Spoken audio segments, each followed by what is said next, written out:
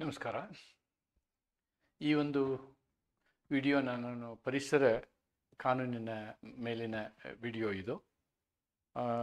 I am starting series of videos on the environmental law also, ಅಥವಾ ಪರಿಸರ ಕಾನೂನು. ನಮ್ಮ LLB ವಿದ್ಯಾರ್ಥಿಗಳಿಗೆ ಕೊನೆಯ ಸೆಮಿಸ್ಟರ್ನಲ್ಲಿ ಇರ್ತಕ್ಕಂತಹ ಒಂದು ವಿಷಯ ಇದು. ಇಲ್ಲಿ ಈ ಎನ್ವಿರಾನ್ಮೆಂಟಲ್ ಲಾ ಅಂತ ಏನು ಹೇಳ್ತೀವಿ ನಾವು, ಅಥವಾ ಪರಿಸರ ಕಾನೂನು ಅಂತ ಏನು ಹೇಳ್ತೀವಿ, ಇದು ಇವತ್ತಿಗೆ ಜಗತ್ತಿಗೆ ಅತಿ ಅವಶ್ಯಕವಾಗಿರುವಂತಹ ಒಂದು ವಿಷಯ. ನಾವು ಯಾವ ದಿಕ್ಕಿನಲ್ಲಿ ಹೋಗ್ತಾ ಇದ್ದೀವಿ ಅಂತ ಹೇಳಿದರೆ, ಈ ಮುಂದಿನ ಪೀಳಿಗೆಗೆ ಅಥವಾ ಮುಂಬರುವ ದಿನಗಳಲ್ಲಿ ಈ ಒಂದು ಮಾಲಿನ್ಯದ ಪರಿಣಾಮ ಇನ್ನೂ ಹೆಚ್ಚಾಗ್ತಾ ಹೋಗ್ತದೆ. ಇದನ್ನು ತಡೆಯುವುದು ನಮಗೆಲ್ಲರಿಗೂ ಅವಶ್ಯಕತೆ ಇದೆ ಅನ್ನೋದನ್ನು ನಾನು ಪ್ರಾಸ್ತಾವಿಕವಾಗಿ ಹೇಳಿ, ಈ ಪ್ರತಿ ವರ್ಷ ದೆಹಲಿಯಲ್ಲಿ ನಡೆಯುವಂತಹ ಒಂದು AQI ಅಂತ ಹೇಳ್ತೀವಿ ನಾವು, ಏರ್ ಕ್ವಾಲಿಟಿ ಇಂಡೆಕ್ಸ್, ಸುಮಾರು 2-3 ತಿಂಗಳು ಡೆಲ್ಲಿಯಲ್ಲಿ ಕೆಲವೊಂದು ಸಂದರ್ಭದಲ್ಲಿ ಶಾಲೆಗಳನ್ನು ಮುಚ್ಚುವಂತಹ ಪ್ರಸಂಗ ಬರುವಷ್ಟರ ಮಟ್ಟಿಗೆ ಮಾಲಿನ್ಯ, ಅದು ವಾಯು ಮಾಲಿನ್ಯ ಅಲ್ಲಿ ಆಗ್ತದೆ. ಅದು ಒಂದೇ ಅಲ್ಲ, ಸಾಕಷ್ಟು ಕಾರಣಗಳಿದ್ದಾವೆ. ಆದರೆ ನಾವು ಈ ಅಭಿವೃದ್ಧಿ ಅಂತ ಹೇಳ್ತೀವಿ, ಅಭಿವೃದ್ಧಿ, ಸುಸ್ಥಿರ ಅಭಿವೃದ್ಧಿ ಅಂತ ಹೇಳ್ತಾರೆ, ಸಸ್ಟೈನೇಬಲ್ ಡೆವಲಪ್ಮೆಂಟ್ ಅಂತ ಹೇಳ್ತಾರೆ. ಆ ಸಸ್ಟೈನೇಬಲ್ ಡೆವಲಪ್ಮೆಂಟ್ ಅಂತ ಹೇಳ್ತಾ ನಾವು ಏನು ಮಾಡ್ತಾ ಇದ್ದೀವಿ ಅಂದರೆ, ಈ ಪರಿಸರವನ್ನು ಹಿಂದಿರುಗಿಸಲಾರದಷ್ಟು ಮಟ್ಟಿಗೆ ನಾವು ಅದನ್ನು ಹಾಳ್ಗೆಡುತ್ತಾ ಇದ್ದೀವಿ ಅಂತಕ್ಕಂಥ ಒಂದು ನೋವಿನಿಂದ ನಾನು ಈ ಒಂದು ವಿಷಯದ ಮೇಲೆ ನಿಮಗೆ ಚರ್ಚೆಯನ್ನು ಪ್ರಾರಂಭ ಮಾಡ್ತೀನಿ.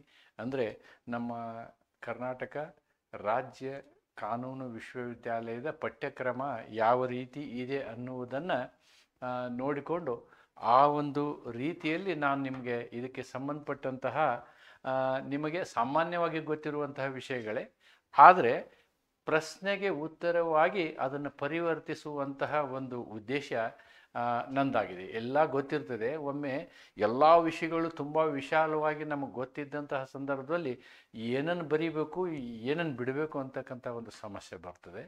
ಅದ್ರ ಜೊತೆಗೆ ಯಾವ ವಿಷಯ ಮಹತ್ವ ಇದೆ, ಯಾವುದು ಮಹತ್ವ ಇಲ್ಲ ಅಂತಕ್ಕಂಥದ್ದು ಬರ್ತದೆ. ಆದ್ದರಿಂದ ನಾನು ಇಲ್ಲಿ ನಿಮ್ಮ ಪಠ್ಯಕ್ರಮಕ್ಕೆ ಅನುಗುಣವಾಗಿ ಈ ಒಂದು ವಿಡಿಯೋ ಕ್ಲಾಸ್ಗಳನ್ನು ನಾನು ತಯಾರು ಮಾಡಿದ್ದೀನಿ. ಒಂದೊಂದಾಗಿ ಈ ವಿಡಿಯೋ ಕ್ಲಾಸ್ಗಳನ್ನು ನಾನು ನಿಮಗೆ ಅಪ್ಲೋಡ್ ಮಾಡ್ತಾ ಹೋಗ್ತೀನಿ. ಇದು ನನ್ನ ಮೊದಲನೆಯ ವಿಡಿಯೋ ಕ್ಲಾಸ್, ಪರಿಸರ ಕಾನೂನಿನಲ್ಲಿ ಮೊದಲನೆಯ ವಿಡಿಯೋ ಕ್ಲಾಸು. ಅದಕ್ಕೆ ನಾನು ಇಂಟ್ರೊಡಕ್ಷನ್ ಟು ಎನ್ವಿರಾನ್ಮೆಂಟ್ ಅನ್ನೋ ಒಂದು ತಲೆಬರಹವನ್ನು ಇಟ್ಕೊಂಡು ಈ ಒಂದು ಕೆಲಸವನ್ನು ಪ್ರಾರಂಭಿಸ್ತಾ ಇದ್ದೀನಿ. ನೋಡುವ ಈ ಇಂಟ್ರೊಡಕ್ಷನ್ ಏನು ಹೇಳುತ್ತೆ ಅನ್ನೋದನ್ನು ನೋಡೋಣ. ಈ ಎನ್ವಿರಾನ್ಮೆಂಟ್ ಅಂದ್ಕೂಡಲೇ ನಮಗೆ ಪ್ರಶ್ನೆ ಬರೋದು, ವಾಟ್ ಈಸ್ ಎನ್ವಿರಾನ್ಮೆಂಟ್ ಅಂತ. What is environment? ನೀವು ಗೊತ್ತಿರಬೇಕು, ಈ ಎನ್ವಿರಾನ್ಮೆಂಟರ ವಿಷಯದಲ್ಲಿ ಮೊದಲು ನಮಗೆ ನಾವು ವಾಟರ್ ಆ್ಯಕ್ಟು, ಆಮೇಲೆ ಏರ್ ಆ್ಯಕ್ಟು ಇವನ್ನೆಲ್ಲ ಮಾಡಿದ್ವಿ. ಆದರೆ ಲ್ಯಾಂಡ್ ಆ್ಯಕ್ಟ್ ಅಂತ ಮಾಡಿಲ್ಲ. ಅದು ಒಂದೇ ಸಲಕ್ಕೆ ನಾವೇನು ಮಾಡಿದ್ವಿ, ಎನ್ವಿರಾನ್ಮೆಂಟಲ್ ಪ್ರೊಟೆಕ್ಷನ್ ಆ್ಯಕ್ಟ್ ಅಂತಕ್ಕಂಥ ಒಂದು ಆ್ಯಕ್ಟನ್ನು ನಾವು 1986ರಲ್ಲಿ ಮಾಡಿದ್ವಿ. 1986 1986ರಲ್ಲಿ ನಾವು ಎನ್ವಿರಾನ್ಮೆಂಟಲ್ ಪ್ರೊಟೆಕ್ಷನ್ ಆ್ಯಕ್ಟ್ ಅಂತ ಮಾಡಿದ್ವಿ, 1986. ಇದಕ್ಕೂ ಒಂದು ಮಹತ್ವದ ಕಾರಣ ಇದೆ. ಈ ಒಂದು ಕಾನೂನನ್ನು ಮಾಡಬೇಕಾದ್ರೆ ಮಹತ್ವದ ಕಾರಣ ಇದೆ. ನಿಮಗೆ ನೆನಪಿರ್ಬೋದು, 1984ರಲ್ಲಿ ಭೂಪಾಲ್ ಗ್ಯಾಸ್ ದುರಂತ ಆಯಿತು. ಮೀಥೈಲ್ ಐಸೋಸೈನೈಡ್ ಅಂತಕ್ಕಂತಹ ಒಂದು ಅನಿಲ ಸೋರಿಕೆಯಾಗಿ ಸಾವಿರಾರು ಜನ ಸತ್ತು ಹೋದರು. ಲಕ್ಷಾಂತರ ಜನ ಆರೋಗ್ಯ ಸಮಸ್ಯೆಯಿಂದ ಬಳಲಿದ್ರು. ಅದರ ವಿವರ ಬೇಕಂದ್ರೆ ನೀವು ಚರಣ್ಲಾಲ್ ಸಾಹು ಪ್ರಕರಣವನ್ನು ನೋಡಬೇಕು. ಅದು 1984ರಲ್ಲಿ ನಡೆದಂತಹ ದುರ್ಘಟನೆ. ಆ ದುರ್ಘಟನೆಯ ನಂತರ 1985ರಲ್ಲಿ ದೆಹಲಿಯಲ್ಲಿ ಇದೇ ತೆರನಾದಂತಹ ಅನಿಲ ಸೋರಿಕೆಯ ಒಂದು ಘಟನೆ ನಡೀತು. ಶ್ರೀರಾಮ್ ಫರ್ಟಿಲೈಸರ್ಸ್ ಆ್ಯಂಡ್ ಫುಡ್ಸ್ ಅಂತಕ್ಕಂತಹ ಕಂಪನಿಯ ಎಲ್ಲಿ ಒಂದು ಗ್ಯಾಸ್ನ ಸೇರಿಸಿದಂಥ, ಅದಕ್ಕೆ ಓಲಿಯಂ ಗ್ಯಾಸ್ ಅಂತ ಹೇಳ್ತಾರೆ. ಆ ಓಲಿಯಂ ಗ್ಯಾಸು ಕೂಡ ಅಲ್ಲಿ ಆ ಟ್ಯಾಂಕರ್ ಹೊಡೆದು ಗ್ಯಾಸ್ ಲೀಕ್ ಆಯಿತು. ಅಲ್ಲಿರ್ತಕ್ಕಂಥ ಕೆಲವು ಜನರಿಗೆ ತೊಂದರೆ ಆಯಿತು, ಸಾವು ನೋವಾಯಿತು. ಅಲ್ಲದೆ ಪಕ್ಕದಲ್ಲಿ ವಾಸಿಸ್ತಕ್ಕಂಥ ಒಬ್ಬ ವಕೀಲರು ತೀರಿ ಹೋದರು ಆ ಒಂದು ಪ್ರಕರಣದಲ್ಲಿ. ಆ ಪ್ರಕರಣಕ್ಕೆ ನಾವೇನು ಹೇಳ್ತೀವಿ ಅಂದರೆ ಶ್ರೀರಾಮ್ ಫರ್ಟಿಲೈಸರ್ಸ್ ಕೇಸ್ ಅಂತ ಹೇಳ್ತೀವಿ, ಓಲಿಯಂ ಗ್ಯಾಸ್ ಲೀಕ್ ಕೇಸ್ ಅಂತ ಹೇಳ್ತೀವಿ. ಆದರೆ ಆ ಕೇಸಿನ ಸೈಟೇಷನ್ ಬಂದು MC Mehta versus Union of India 1985 ಅಂತ ಅಂದ್ಕೊಳ್ತೀನಿ. 1985.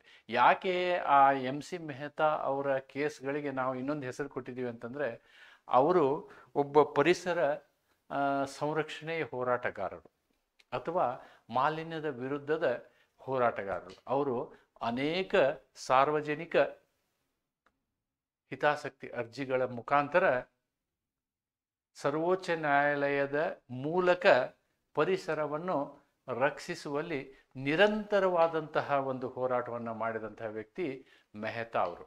ಆ ಮೆಹ್ತಾ ಅವ್ರದ್ದು ಕೇಸ್ ಇದು, Mehta versus Union of India. ಇದಕ್ಕೆ ನೀವು ಓಲಿಯಂ ಗ್ಯಾಸ್ ಲೀಕ್ ಕೇಸ್ ಅಂತಲೂ ಬರೀಬೋದು ಅಥವಾ ಶ್ರೀರಾಮ್ ಫರ್ಟಿಲೈಸರ್ಸ್ ಕೇಸ್ ಅಂತಲೂ ಬರೀಬೋದು. ಈ ಒಂದು ಹಿನ್ನೆಲೆ ನಡೆದಾಗ ಇನ್ನೂ ಒಂದು ವಿಷಯ, ಈ ಓಲಿಯಂ ಗ್ಯಾಸ್ ಲೀಕ್ ಕೇಸಲ್ಲಿ ನೀವು ಲಾ ಆಫ್ ಟಾಟಲ್ಲಿ ಕಲ್ತಿದ್ದೀರಿ, ಏನಂದರೆ ಸ್ಟ್ರಿಕ್ಟ್ ಲಯಬಿಲಿಟಿ ಅಂತ. ಸ್ಟ್ರಿಕ್ಟ್ ಲಯಬಿಲಿಟಿ, ಇದಕ್ಕಿಂತ ಮಾತ್ರ ವೈಕ್ಯಾರಿಯಸ್ ಲಯಬಿಲಿಟಿ ಅಂತ ಕಲ್ತೀರಿ. ಇವು ಎರಡರಿಂದನೂ ತಪ್ಪಿಸಿಕೊಳ್ಳುವಂತಹ ಚಾನ್ಸ್ ಇತ್ತು ಯಾರು, ಆ ಶ್ರೀರಾಮ್ ಫರ್ಟಿಲೈಸರ್ಸ್ ಅವರು. ಈ ಒಂದು ದೃಷ್ಟಿ ಇಟ್ಕೊಂಡು ಅವ್ರುಗಳನ್ನು ಜವಾಬ್ದಾರಿ ಮಾಡಬೇಕಂತಕ್ಕಂತಹ ಕೋರ್ಟ್ನಲ್ಲಿ ನಡೆದಂತಹ ಪ್ರೊಸೀಡಿಂಗ್ಸ್ ಏನಾಯಿತು ಅಂತಂದರೆ, ಜಡ್ಜ್ಗಳಿಗೆ ಕೊನೆಗೆ ಅರ್ಥ ಆಯಿತು, ಇಲ್ಲ ಇವರು ಈ ಕೇಸಲ್ಲಿ ತಪ್ಪಿಸ್ಕೊಳ್ತಾರೆ ಕಾನೂನಾತ್ಮಕವಾಗಿ, ಅಥವಾ ನಮ್ಮ ಏನು ಲೀಗಲ್ ಪ್ರಿನ್ಸಿಪಲ್ಸ್ ಇದಾವಲ್ಲ ಇದರಿಂದ ತಪ್ಪಿಸ್ಕೊಳ್ತಾರೆ ಅನ್ನುವಂತಹ ಒಂದು ಸಂದರ್ಭದಲ್ಲಿ ಈ ಪ್ರಕರಣದಲ್ಲಿ, ಓಲಿಯಂ ಗ್ಯಾಸ್ ಲೀಕ್ ಪ್ರಕರಣದಲ್ಲಿ ಅಬ್ಸಲ್ಯೂಟ್ ಲಯಬಿಲಿಟಿ ಅಂತಕ್ಕಂಥ ಒಂದು ಹೊಸ ಡಾಕ್ಟ್ರಿನನ್ನು ತೊಗೊಂಡು ಬಂದರು. ಅಬ್ಸಲ್ಯೂಟ್ ಲಯಬಿಲಿಟಿ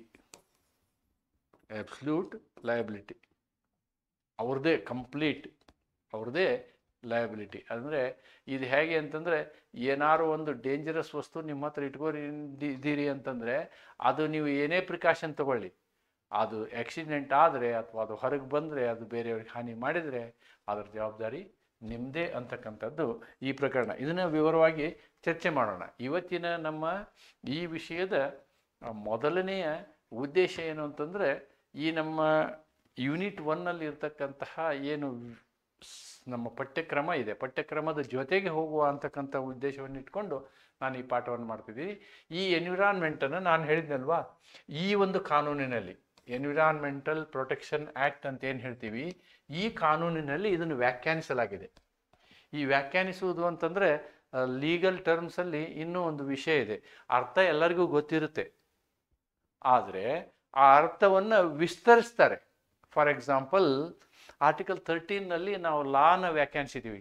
ಲಾ ಅಂದರೆ ಏನು, ಕಾನೂನು ಅಂದರೆ ಏನು ಅಂತ. Law includes this dash dash dash or law includes rules, regulations, bylaws, notifications, orders and customs ಅಂತ ಹೇಳ್ತೀವಿ. ಅಲ್ಲಿ ಇನ್ಕ್ಲೂಡ್ಸ್ ಅಂತೀವಿ. ಇದು ಕೂಡ ಇನ್ಕ್ಲೂಸಿವ್ ಡೆಫಿನೇಷನ್. ಯಾವುದು ಎನ್ವಿರಾನ್ಮೆಂಟ್ ಅಂತಕ್ಕಂಥದ್ದು ಇನ್ಕ್ಲೂಸಿವ್ ಡೆಫಿನೇಷನ್. ಇದು 2A ಡೆಫಿನೇಷನ್ 2A ಬರ್ತದೆ. ಡೆಫಿನೇಷನ್ 2A ಆ್ಯಕ್ಚುಲಿ ನೀವು ಇದಕ್ಕೇನು ಬರೀಬೇಕು ಅಂತಂದರೆ ಸೆಕ್ಷನ್ 2A ಇದು ಬರುತ್ತೆ.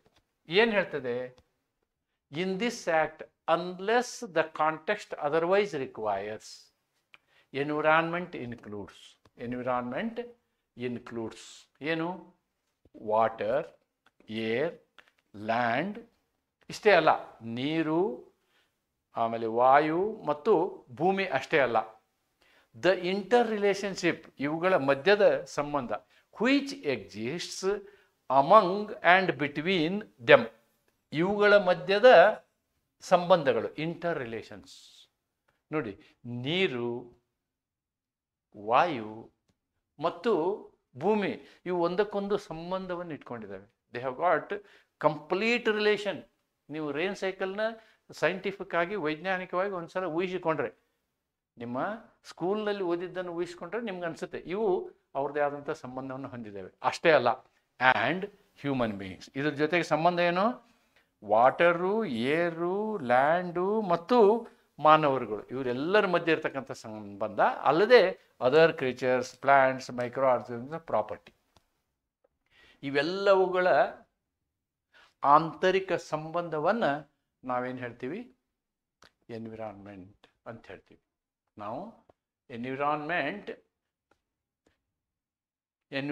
the definition of environment includes water, air, land and interrelationship between which, among and between water, air, land and human beings, other living creatures, plants, microorganisms and property.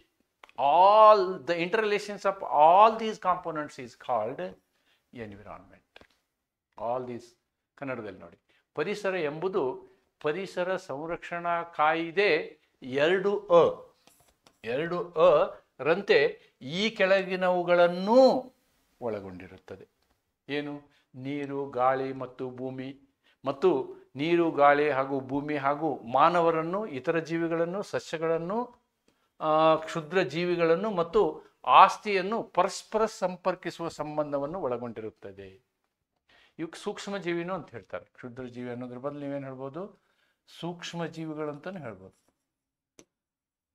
ಸೂಕ್ಷ್ಮ ಜೀವಿಗಳು ಹೀಗೂ ಹೇಳ್ಬೋದು, ಜೀವಿಗಳು ಹೀಗೆ ಹೇಳಿದ್ರು ಏನು ತಪ್ಪಿಲ್ಲ.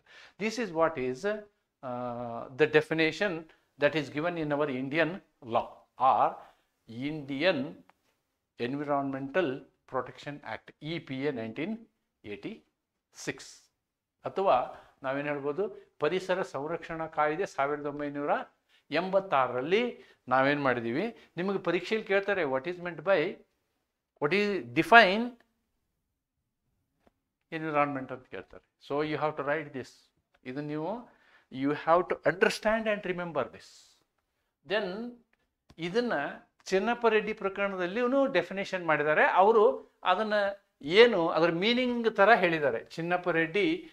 KM Chinnappa versus Union of India 2003 ಪ್ರಕರಣದಲ್ಲಿ ಕೂಡ ಇದರ ವ್ಯಾಖ್ಯಾನ ಮಾಡಿದ್ದಾರೆ. ಆ ವ್ಯಾಖ್ಯಾನ ಏನು ಹೇಳುತ್ತೆ ನೋಡೋಣ.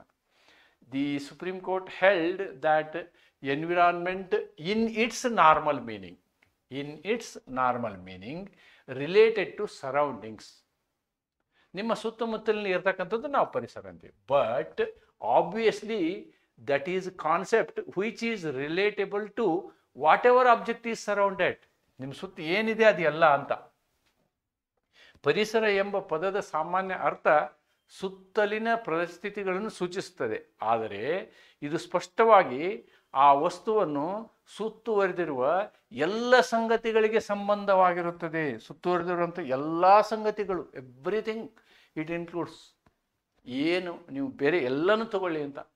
Even this gives more wider ಅಥವಾ ವಿಸ್ತೃತವಾದ ಡೆಫಿನೇಷನ್ ಅನ್ನು ಈ ಚಿನ್ನಪ್ಪ ಪ್ರಕರಣದಲ್ಲಿ ಸರ್ವೋಚ್ಚ ನ್ಯಾಯಾಲಯ ನಮ್ಮ ಪರಿಸರಕ್ಕೆ ಕೊಡ್ತದೆ. ಏನಿದೆ ಎಲ್ಲ ಅಂತ ಅಲ್ಲಿ ಕೆಲವು ಹೆಸರುಗಳನ್ನ ಹೇಳಿದ್ದಾರೆ. ಆದರೆ ಇದಕ್ಕಿಂತ ಇನ್ನೂ ವಿಸ್ತೃತವಾದಂತಹ ವ್ಯಾಖ್ಯಾನವನ್ನು ಐನ್ಸ್ಟೀನ್ ಅವರು ಕೊಡ್ತಾರೆ. Einstein gives one more definition, very simple but very meaningful. Very simple. The environment is everything that is not me. ಪರಿಸರ ಎಂದರೆ ಎಲ್ಲ, ಎವ್ರಿಥಿಂಗ್, ನನ್ನನ್ನು ಹೊರತುಪಡಿಸಿ ಎಲ್ಲ ಏನು ಅದು ಎಲ್ಲನೂ ಸೇರಿ ನಮಗೇನಾಗುತ್ತೆ? ಪರಿಸರ ಆಗುತ್ತೆ ಅಂತಕ್ಕಂಥ ಒಂದು ವ್ಯಾಖ್ಯಾನವನ್ನು ಇವರು ಹೇಳಿದ್ದಾರೆ. ಈ 3 ವ್ಯಾಖ್ಯಾನಗಳನ್ನು ನೀವು ಪರೀಕ್ಷೆಯಲ್ಲಿ ಬರೆಯೋದ್ರ ಮೂಲಕ ನೀವು ಪ್ರಶ್ನೆಯ ಮೊದಲ ಭಾಗವನ್ನು ಸೂಕ್ತ ರೀತಿಯಲ್ಲಿ ಉತ್ತರಿಸಬಹುದು. That definition of Environmental Protection Act under Section 2A and the Chinnappa versus Union of India Supreme Court decision on the definition, and finally Einstein's very simplest but very meaningful definition. With this, let us go to next part of a syllabus. Your syllabus talks about components of environment. ಪರಿಸರದ ಅಂಶಗಳು ಯಾವ್ಯಾವು ಪರಿಸರಕ್ಕೆ ಸಂಬಂಧಪಟ್ಟಿದ್ದು ಏನೇನು, that is what the components of environment. ನೋಡಿ, the component number 1 is air, ಗಾಳಿ. Number 2 water, ನೀರು. Number 3 ಭೂಮಿ, ಲ್ಯಾಂಡ್. ನಂಬರ್ 4 ಸಸ್ಯಗಳು, ಮರಗಳು, ಅರಣ್ಯ, ಎಲ್ಲ ಸೇರಿ ನಂಬರ್ 4. ನಂಬರ್ 5 ಪ್ರಾಣಿಗಳು, ಇದರಲ್ಲಿ ಮನುಷ್ಯರು ಸೇರಿ, animals. Number 6 micro organisms. Number 6 ಸೂಕ್ಷ್ಮ ಜೀವಿಗಳು,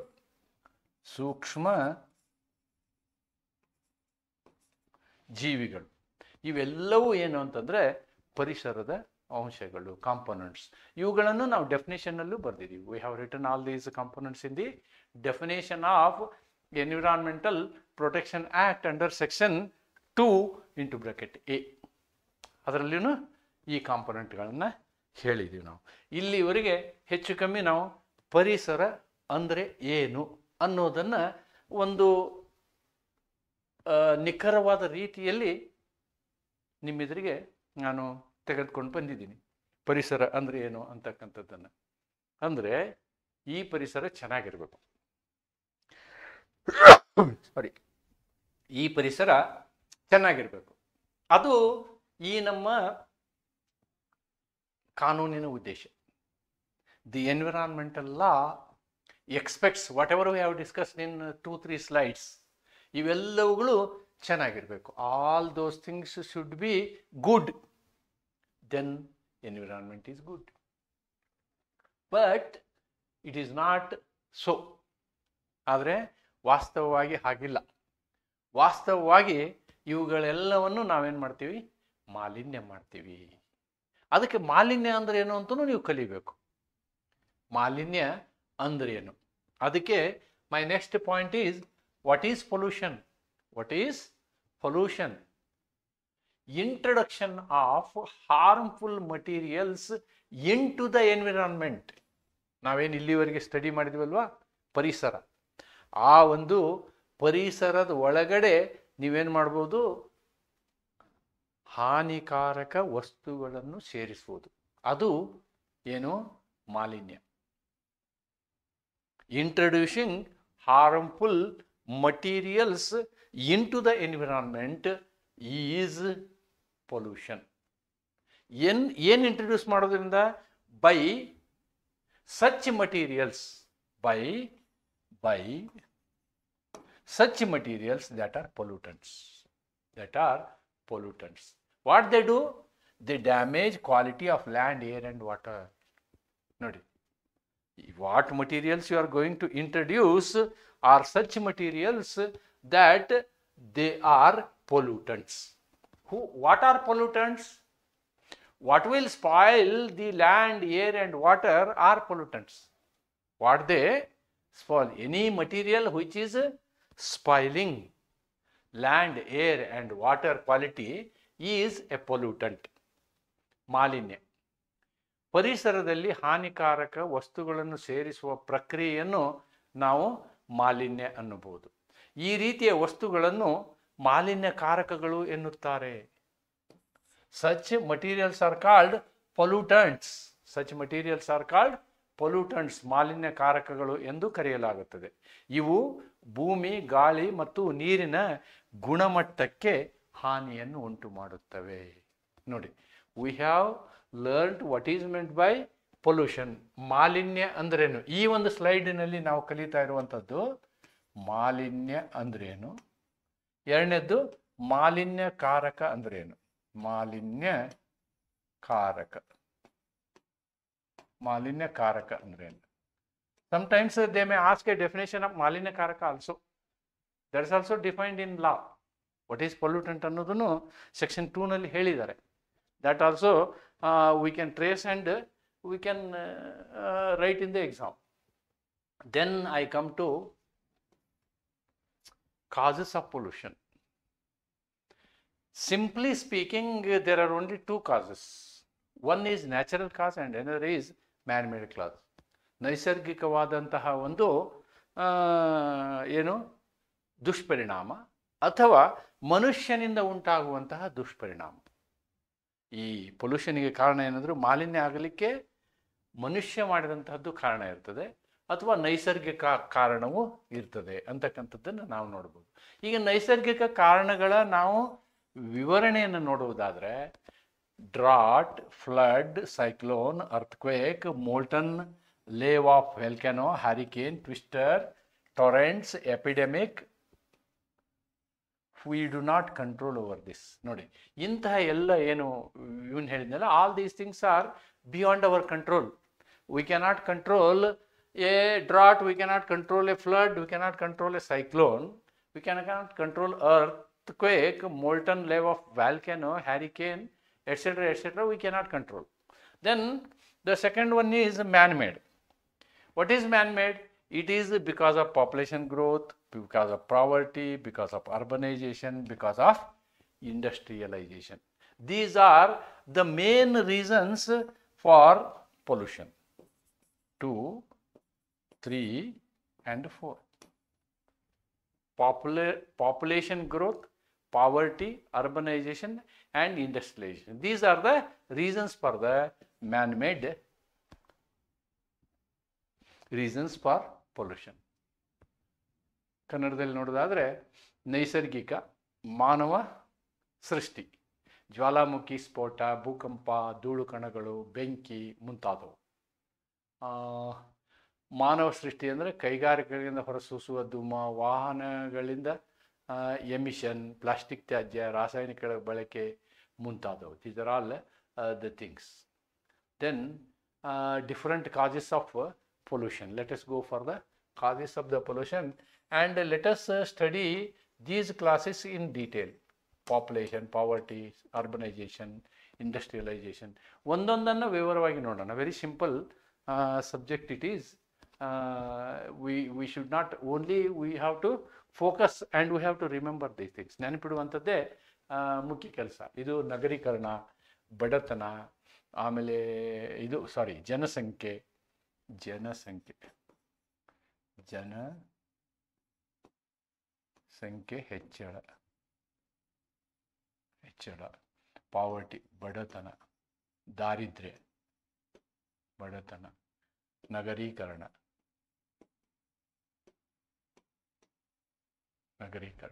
ಆಮೇಲೆ ಔದ್ಯೋಗೀಕರಣ,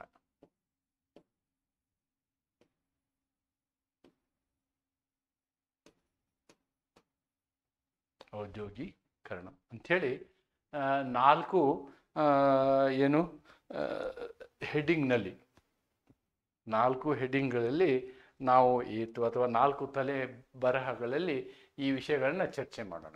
ನಂಬರ್ 1, ಜನಸಂಖ್ಯೆಯಿಂದ ಯಾವ ರೀತಿ ಈ ಮಾಲಿನ್ಯ ಆಗ್ತದೆ ಅಂತಕ್ಕಂಥದ್ದನ್ನು ನೋಡೋಣ. Let us see how it affects, how this affects. ಜನಸಂಖ್ಯೆ ಮಾಲಿನ್ಯಕ್ಕೆ ಹೇಗೆ ಕಾರಣವಾಗುತ್ತದೆ ಅಂತಕ್ಕಂಥವು ಒಂದು 4-5 ರೀಸನ್ಗಳನ್ನು ನೀವು ಯೋಚನೆ ಮಾಡಿ ಬರಿಬೋದು. ಹೀಗೆ ಬರೀಬೇಕಂತೇನಿಲ್ಲ. ಆದರೆ ಕೆಲವೊಂದು ರೀಸನ್ಗಳನ್ನು ನಾನು ಇಲ್ಲಿ ನಿಮ್ಮ ಗಮನಕ್ಕೆ ಒಂದು 5-6 ರೀಸನ್ಗಳನ್ನು, ಎಲ್ಲದಕ್ಕೂ ಒಂದು 4-5 ರೀಸನ್ಗಳನ್ನು ನಾನಿಲ್ಲಿ ನೋಡಿದ್ದೀನಿ.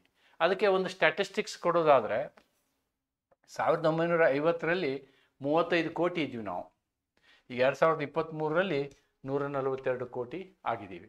ನಮ್ಮ ಭೂಮಿ ಈಗಿದೆಯಲ್ಲ, ಇದರ 35, 142 ಡಿವೈಡೆಡ್ ಬೈ 30, 3.5 ಅಂದರೆ ಕನಿಷ್ಠ 3 ಪಟ್ಟು ನಮ್ಮ ಭೂಮಿ ದೊಡ್ಡದಾಗಬೇಕಿತ್ತು. ಯಾಕೆ ಹೇಳಿ? ಜನಸಂಖ್ಯೆ 3ರಿಂದ 4 ಪಟ್ಟು ದೊಡ್ಡದಾಗಿದೆ, ಆದರೆ ಭೂಮಿ ಅಷ್ಟೇ ಇದೆ. ಇದು ಮುಖ್ಯ ಕಾರಣ. ಇದನ್ನೇ ಬರಿಬೋದು ನೀವು. Increased waste generation. ನೋಡಿ, ಇಲ್ಲಿ ಟೆಕ್ನಿಕಲ್ ಆಗಿ ಮೈಕ್ರೋಸ್ಕೋಪಿಕಲಿ ನಾವು ಹೋಗ್ತಾ ಇದ್ದೀವಿ. In micro level we are going. Number 1 ಕಾರಣ, ಒಂದನೇ ಕಾರಣವನ್ನು ಹೇಳಿದ್ದೀನಿ. A larger population produces more waste, including plastic, sewage, industrial byproducts leading to land, air and water pollution. ನೋಡಿ, ಜನಸಂಖ್ಯೆ ಹೆಚ್ಚಾದಂಥದ್ದೇ ಇದನ್ನೆಲ್ಲ ಮಾಡ್ತೀವಿ ನಾವು. ಹೆಚ್ಚಾದಂತೆಲ್ಲ ಪ್ಲಾಸ್ಟಿಕ್, ಕಸದ ತ್ಯಾಜ್ಯ, ಕೈಗಾರಿಕಾ ಅಪಶಿಷ್ಟಗಳು ಹೆಚ್ಚಾಗಿ ಉತ್ಪತ್ತಿ ಆಗುತ್ತವೆ. ಇದರಿಂದ ಭೂಮಿ, ಗಾಳಿ ಮತ್ತು ನೀರು ಮಾಲಿನ್ಯಗೊಳ್ಳುತ್ತದೆ. This is my first point.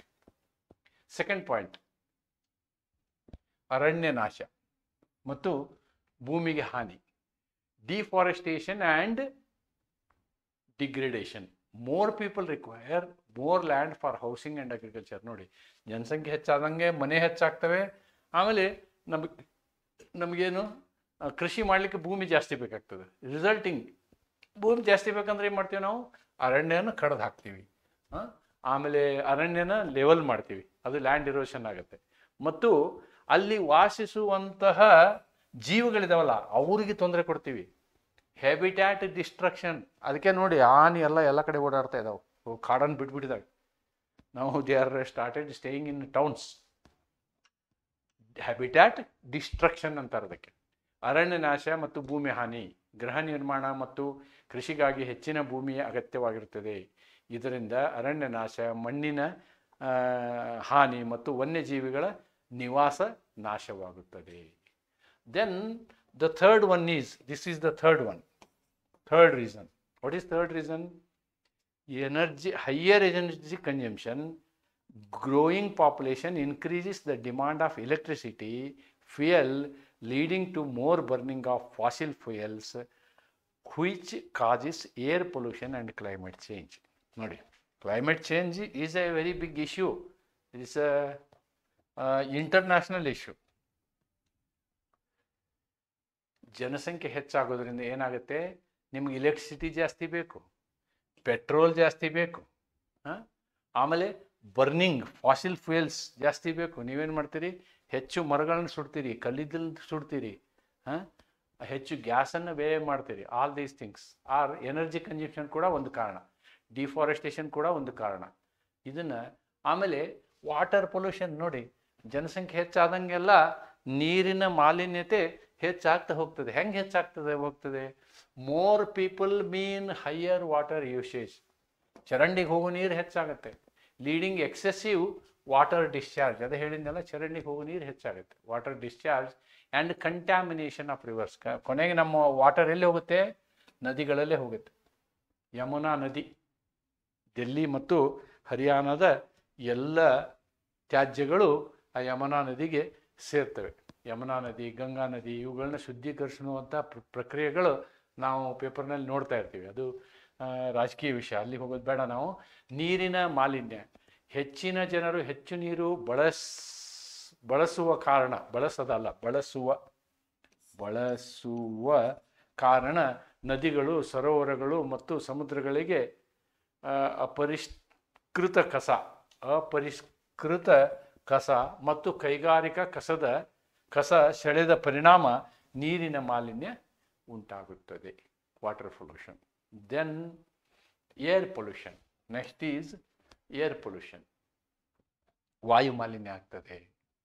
ವಾಯು ಮಾಲಿನ್ಯ ಯಾಕಾಗುತ್ತೆ? ಹೆಚ್ಚು ಜನ ಇದ್ವಿ ಅಂದ್ರೆ ನಮ್ಗೆ ಹೆಚ್ಚು 2 ವೀಲರ್ ಬೇಕು, ಹೆಚ್ಚು 4 ವೀಲರ್ ಬೇಕು. Increased vehicle use, industrial expansion, burning of fossil fuels. Fossil fuels ಅಂದರೆ ಪೆಟ್ರೋಲ್, ಡೀಸೆಲ್, ಕಲ್ಲಿದ್ದಲು, coal, all these are fossil fuels. To rising air pollution levels. ಇದರಿಂದ ಏನಾಗುತ್ತೆ? ಕಾರ್ಬನ್ ಮೊನಾಕ್ಸೈಡ್ ಜಾಸ್ತಿ ಆಗುತ್ತೆ, ಕಾರ್ಬನ್ ಡೈಆಕ್ಸೈಡ್ ಜಾಸ್ತಿ ಆಗುತ್ತೆ, ಕಾಸಿಂಗ್ ರೆಸ್ಪಿರೇಟರಿ ಡಿಸೀಸಸ್. ಇದರಿಂದ ನಿಮ್ಗೆ ಆಸ್ತಮಾ ಬರ್ಬೋದು, ರೆಸ್ಪಿರೇಟರಿ ಪ್ರಾಬ್ಲಮ್ ಬರ್ಬೋದು. ಆಮೇಲೆ ಇದರಿಂದ ಏನಾಗುತ್ತೆ? ಪರಿಸರಕ್ಕೆ ಹಾನಿಯಾಗುತ್ತೆ. ವಾಹನಗಳು ಹೆಚ್ಚಿದ ಬಳಕೆ, ಕೈಗಾರಿಕೆಗಳ ವಿಸ್ತರಣೆ ಮತ್ತು ಇಂಧನ ದಹನದಿಂದ ಗಾಳಿಯ ಮಾಲಿನ್ಯ ಉಂಟಾಗುತ್ತಿದ್ದು, ಇದು ಉಸಿರಾಟ ಸಂಬಂಧಿತ ಕಾಯಿಲೆಗಳಿಗೆ ಹಾಗೂ ಪರಿಸರ ಹಾನಿಗೆ ಕಾರಣವಾಗುತ್ತದೆ. Then high energy consumption. ಏನು high energy consumption?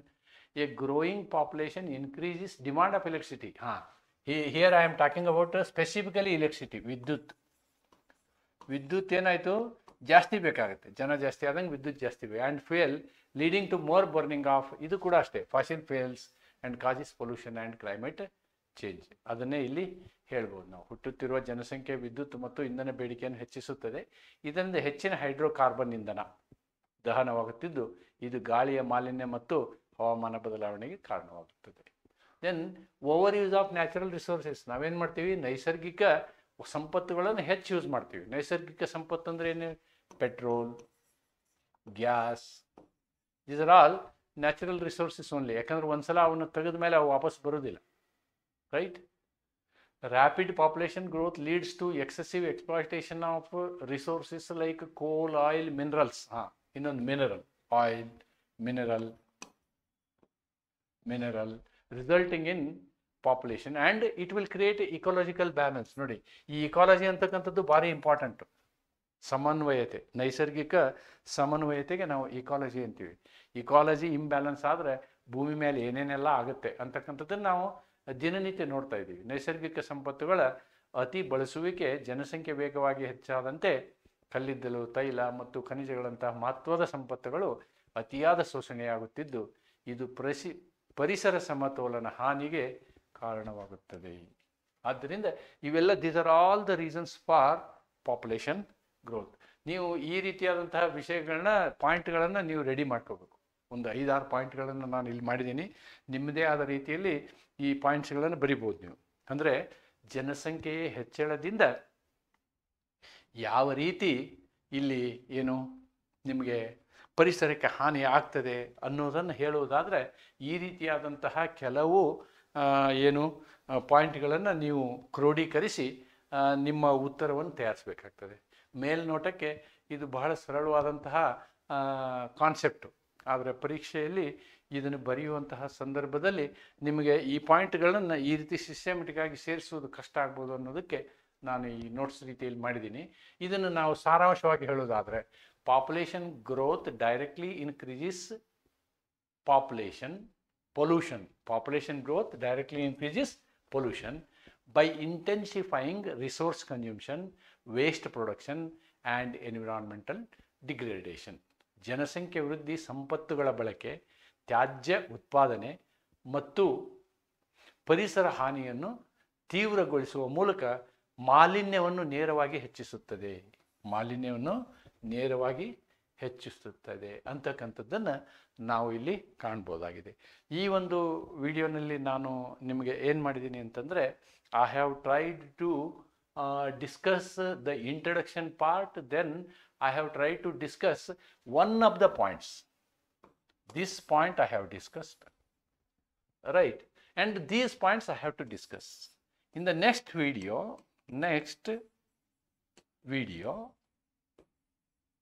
I am going to discuss these points. With this, I will conclude my first video. And as the demand is for lecture in Kannada, my advice to you is, now you are in the 6th semester. By this time, I expect that at least those who are Kannada mediums must be capable of at least understanding English lecture. Why this is required? Because next, after the examination, you are going and standing before the judge, and your opposite lawyer is making his arguments and presentations in English language, and more effectively, with more citations, with international concepts, and he has a wide resource for his argument. But if as a Kannada medium student completing my LLB examination in Kannada, my resource is very less. Okay, ನಾನು ಈಗ ಪಾಠ ಮಾಡ್ತಾ ಇರುವುದು ನಿಮ್ಮನ್ನು ಕಾನೂನಿನ ಪದವಿಯಿಂದ ನೀವು ಪದವಿ ತೆಗೆದುಕೊಂಡು ಬರಬೇಕು, ಯಾಕಂದರೆ ಬೇರೆ ದಾರಿ ಇಲ್ಲ. ಆದರೆ ಈ ಏನು 5 ವರ್ಷ ಅಥವಾ 3 ವರ್ಷಗಳ ನಿಮ್ಮ ಒಂದು ಪ್ರವಾಸ ಇದೆಯಲ್ಲ, ಈ ಪ್ರವಾಸ ಹೇಗಾಗಬೇಕು ಅಂತಂದರೆ, ಕೊನೆಯ ವರ್ಷಕ್ಕೆ ಬಂದಂತೆ ಬರೀ ಇಂಗ್ಲೀಷನ್ನು ಅರ್ಥ ಮಾಡಿಕೊಳ್ಳುವುದಲ್ಲ, ಇಂಗ್ಲೀಷನ್ನು ಮಾತನಾಡುವ ಮಟ್ಟಕ್ಕೆ ನೀವು ಬರಬೇಕು ಅನ್ನೋದು ನನ್ನ ಉದ್ದೇಶ. ಆದಾಗ್ಯೂ ಕೂಡ ನಾನು ಇಂಗ್ಲೀಷು ಮತ್ತು ಕನ್ನಡ ಎರಡರಲ್ಲಿಯೂ ಈ ಪಾಠವನ್ನು ಮಾಡಿದ್ದೀನಿ. ಯಾಕಂದರೆ ನೀವು ಈ ಒಂದು ಪದವಿಯನ್ನು ತೆಗೆದುಕೊಂಡು ಯಶಸ್ವಿಯಾಗಿ ಹೊರಗೆ ಬರಬೇಕು ಅಂತಕ್ಕಂಥದ್ದು ನನ್ನ ಆಸೆಯಾಗಿದೆ ಅಂತ ಹೇಳ್ತಾ ಈ ಮೊದಲ ವಿಡಿಯೋನ ಇವತ್ತಿಲ್ಲಿಗೆ ಮುಗಿಸ್ತೀನಿ. ನಮಸ್ಕಾರ. Thank you very much.